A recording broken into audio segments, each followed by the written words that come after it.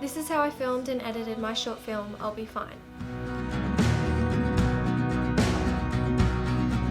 Keep everything you love so close.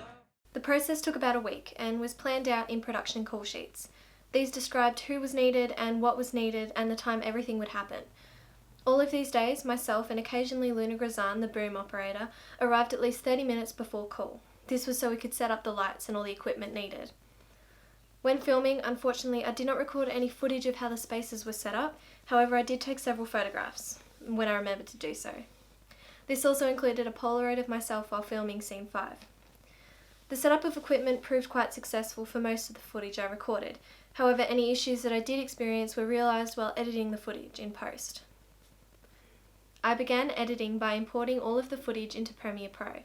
Looking back, I probably should have edited off a hard drive, as the massive footage contributed to the extreme lagginess of the program later on, but that was also due to me updating it halfway through. I sorted all of my footage into scenes and began dragging and dropping this footage into the timeline. I made sure that I had my shot list nearby so I didn't miss any shots.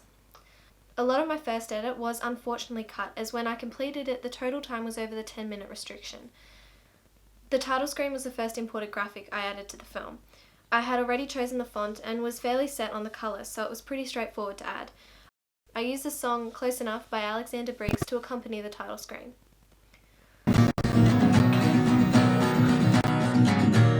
You're making sense to me. One major effect I needed to create early on in the editing process was the cloning effect. I began with scene 2, but continued the same technique for the rest of the film. I unfortunately didn't record this technique for scene 2, but this is the process I went through for scene 8, which is the exact same for every other shot. Once I found the 2 consecutive shots recorded of James and his clone, I dragged them into the timeline, one over the top of the other. Making sure to have clicked on the top clip, I then opened Effect Controls, went down to Opacity, Mask, and then clicked the square. Going back to the video, I dragged the mask to reveal the clip below. To get rid of the line, I simply increased the mask feather. I then began muting the unnecessary dialogue and lining the shots up.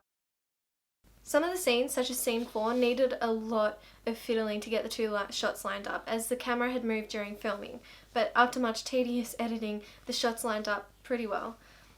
Of course, I continued dragging and dropping the rest of the footage and editing the audio levels and the transitions between the scenes. Most of the transitions were fades of some sort. Colour grading was a key aspect of my film, particularly in distinguishing the time jumps throughout. For this, I created an adjustment layer. This is where I made the colour adjustments.